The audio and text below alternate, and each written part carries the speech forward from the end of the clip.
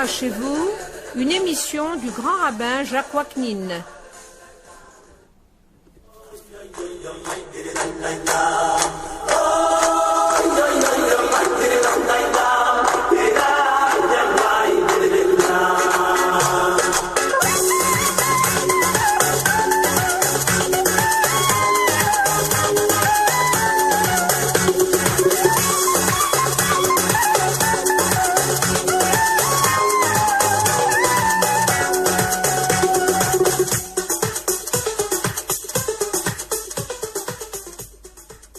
Chers amis, bonjour.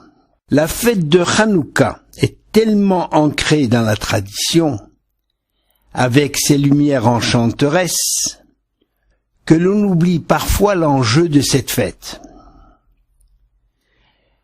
Nous allons lire la prière qui est ajoutée dans la Hamida et dans la Birkat Hamazon pendant la période de Hanouka. Bimé Matityahu ben Yochanan.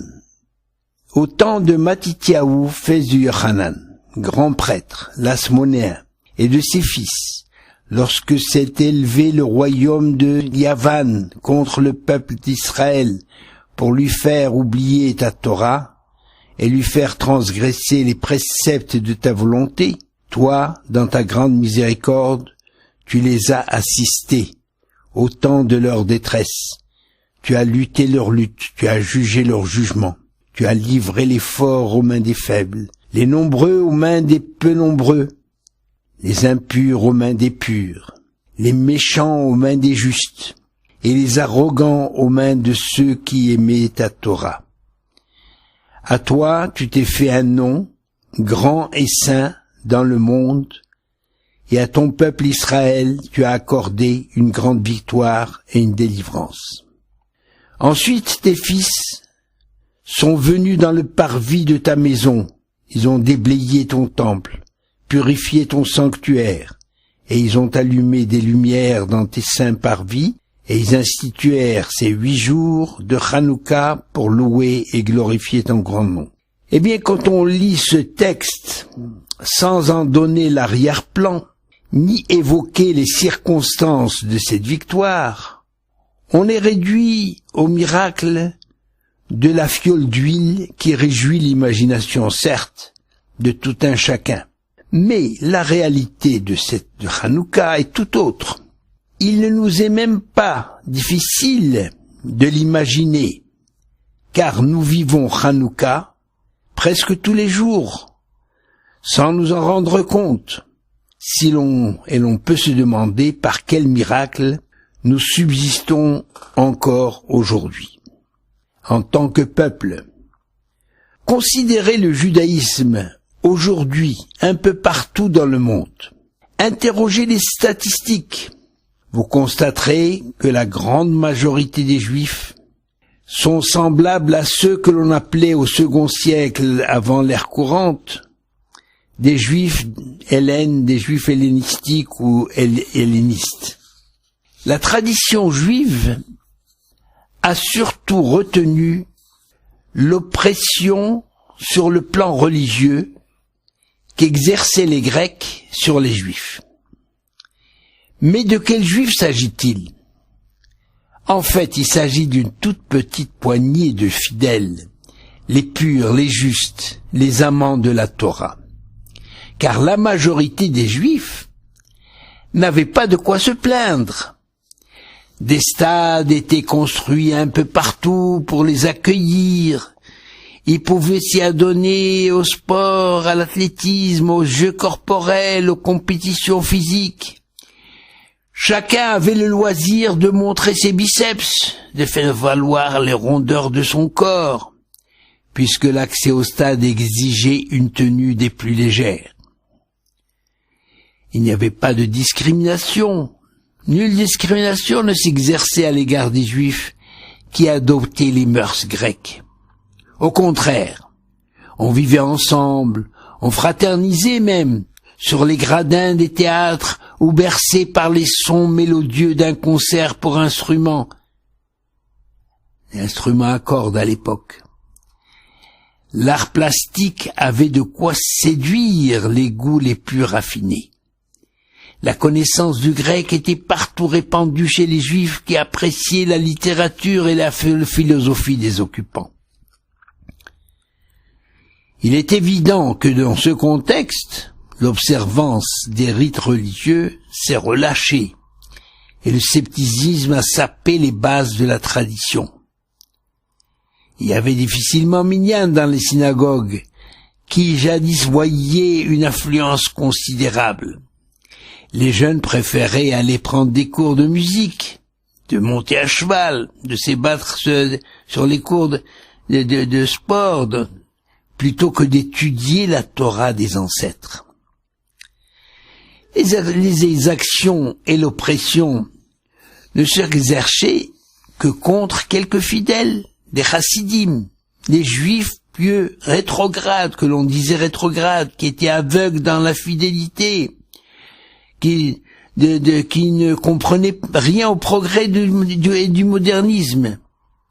Ces juifs pieux en butte aux critiques de leurs frères, en plus de celles des Grecs.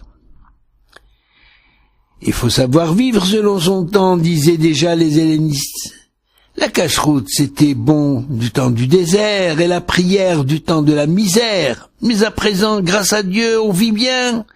Nous fraternisons avec les Grecs qui nous ont apporté la lumière de l'esprit et le sens du beau. Comment ne pas être séduit par tant de richesse intellectuelle, par tant de confort dans la vie quotidienne? Que c'est bon d'être loin de l'effort constant et parfois austère exigé par la Torah. Voilà, chers amis, la réalité de la situation au moment où se produisit le miracle de la fiole d'huile. Chacun reconnaîtra, en transposant un peu, qu'il n'est pas difficile d'imaginer ce que pouvait être ce paradis terrestre du progrès et de la lumière.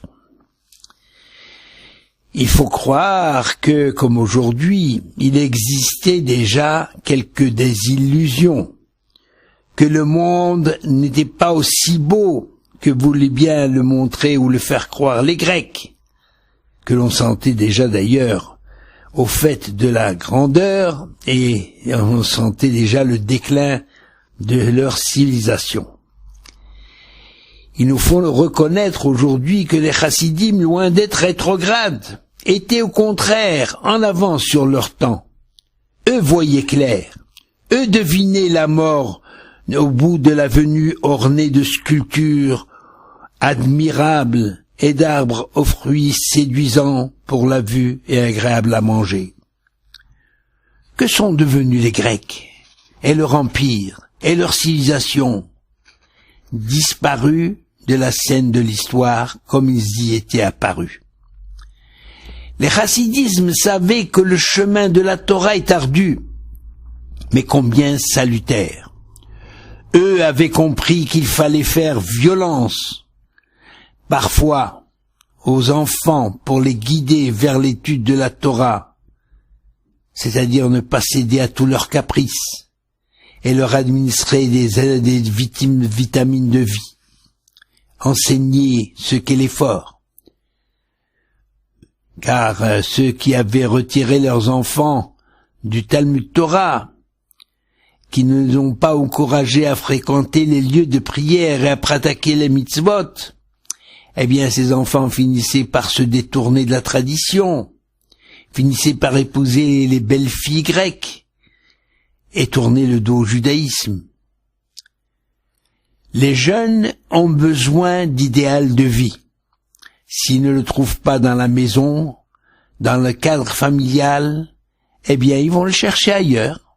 C'est une vérité de tous les temps, même aujourd'hui. Pour quelle raison s'astreindre à une discipline lorsque les parents ne donnent pas l'exemple? Et pire, lorsque les parents se moquent du jeune qui essaye de s'engager dans le judaïsme, qui s'efforce d'observer le Shabbat et de manger kasher. C'est là le dilemme posé au chassidisme. Se laisser entraîner par la majorité ou réagir. Et s'il le faut, avec violence. Il n'existe pas d'autre solution, pas d'autre choix. ni même le temps d'attendre, parce que l'attente ou l'attentisme sont quelquefois fatales. Alors, les chassidismes se sont vus obligés de prendre les armes. Ils n'étaient pas nombreux, certes, mais avec une foi à toute épreuve, on réussit là où la logique échoue.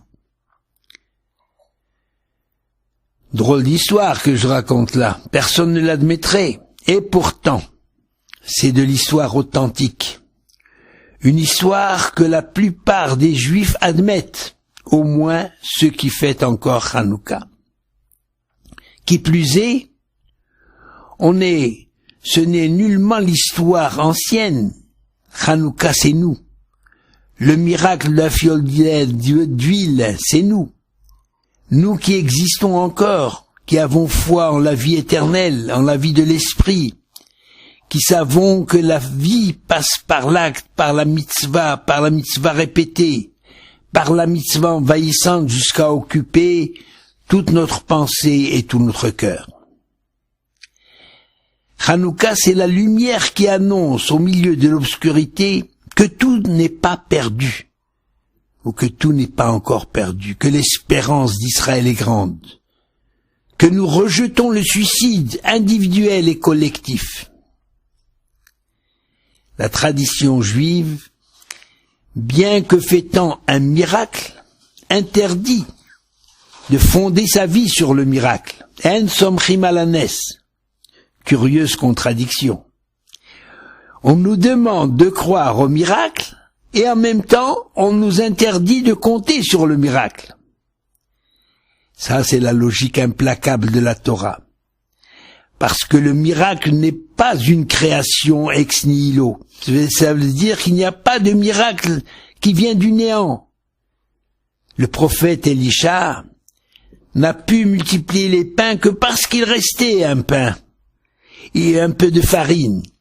Il n'a pu remplir d'huile les cruches de la veuve de Sarepta que dans la mesure où il lui est resté quelques gouttes d'huile. Le miracle de Hanouka que nous fêtons en temps, avec tant de joie et de ferveur, n'a été rendu possible justement que grâce à la présence d'une petite fiole d'huile. On va voir que cette petite fiole d'huile va se traduire différemment aujourd'hui. Et le peuple juif ne pourra survivre que dans la mesure où le feu sacré continue d'embraser quelques cœurs et soi-même. Et soi-même, on ne peut connaître le miracle du salut individuel que si on entretient en soi cette petite étincelle de judaïsme. Le miracle n'est possible que dans la mesure où nous le rendons possible. Le grand prêtre Matityahu était seul ou presque seul avec ses enfants et quelques fidèles. Il croyait encore en la survie du peuple juif. Un peuple dévoué à Dieu et à la Torah, et non pas un peuple portant le nom de juif ou d'Israël semblable à toutes les nations. Matityahu a compris que seule l'existence d'un petit noyau d'hommes engagés et fidèles à la Torah et aux mitzvot pouvait assurer la pérennité du peuple juif, même si la majorité des juifs ne fréquentent pas la synagogue ou tournent le dos aux mitzvot dans leur vie quotidienne. Il y a un exemple très frappant, c'est le jour de Kippour. De même qu'un jour par an, le jour de Kippour, est à même de réveiller des consciences et maintenir la flamme juive dans le cœur de tout un peuple, de même un petit noyau d'hommes religieux dévoués à l'étude de la Torah et à la pratique des mitzvot est indispensable pour servir de référence à la majorité. Ce petit noyau, il est comparable à la fiole d'huile qui a permis le grand miracle de Hanouka. C'est ainsi que l'existence des yeshivot, où la Torah est vivante, c'est l'existence des yeshivot, peut aussi opérer le grand miracle du retour du peuple dans son ensemble à une vie juive authentique, comme on peut le constater au travers du phénomène des Baal et Tchouva. Même si ces yeshivot, ces instituts d'études talmudiques ou d'enseignement de la Torah, ne sont fréquentés que par une infime partie du peuple juif. Car sans l'enseignement des valeurs juives et de la lumière de la Torah, sans l'enseignement de l'espérance dans le secours divin, le peuple juif n'aurait jamais survécu aux périodes sombres de persécution, ni même aux périodes d'euphorie au milieu des nations. En fait, ce que je veux dire, une période d'euphorie au milieu des nations, c'est que Matityahu, par exemple, aurait pu, comme tout le monde, il aurait pu, comme la majorité des Juifs, renoncer à sa tradition et recevoir en retour de grands honneurs, médailles et décorations, une vie aisée sans souci. Hannah aurait pu, avec ses 7 fils, s'occuper des hautes fonctions dans l'administration grecque. Il lui suffisait de renoncer à ses traditions et à son entêtement. Mais comment le maintenir? Quel goût peut avoir une vie sans Torah et sans mitzvot? Matityahu, alors, essaye de provoquer le miracle. Il s'engage dans l'action. Et au nom de Dieu, Dieu d'Israël, confiant en son secours, confiant dans sa volonté d'aboutir. S'il ne faut pas compter sur le miracle, on est en droit de le provoquer, de le susciter, de faire qu'il se produise. Et l'étude de la Torah aujourd'hui, c'est la petite fiole d'huile du monde moderne. Le monde moderne qui redécouvre la sagesse de la Torah, l'éminence de nos sages, de leur lumière. Voilà ce qu'est la fête de Hanouka. Voilà ce qu'est le miracle de la fiole d'huile trouvée dans les décombres du Saint-Temple de Jérusalem. C'est cette attitude de nos sages qui n'ont pas tellement insisté sur tous les hauts faits des Maccabées, car leur victoire était impensable, leur triomphe est inimaginable, contre des armées fortes et bien entraînées, des armées capables d'écraser des empires. Eh bien, ce ne sont pas ces victoires militaires que nous célébrons. Même si nous ne les passons pas sous silence, nous savons qu'il y a eu des actions militaires, qu'il y a eu un dévouement, qu'il y a eu du courage. Mais ce n'est pas non plus l'autonomie politique retrouvée.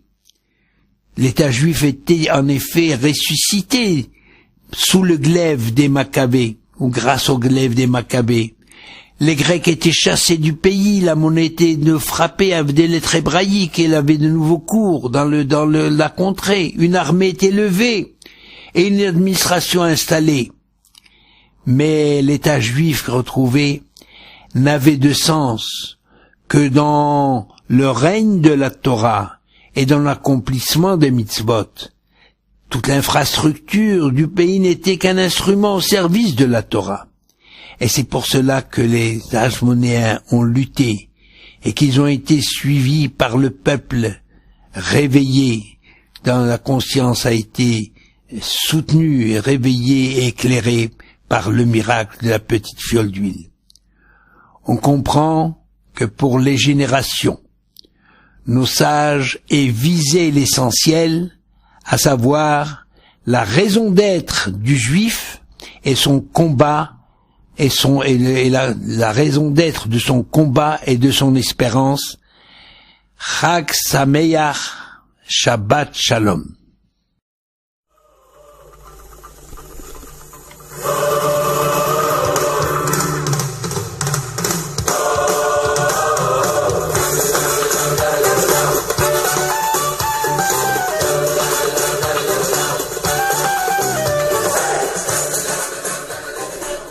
Vous venez d'entendre une émission du grand rabbin Jacques Waknin.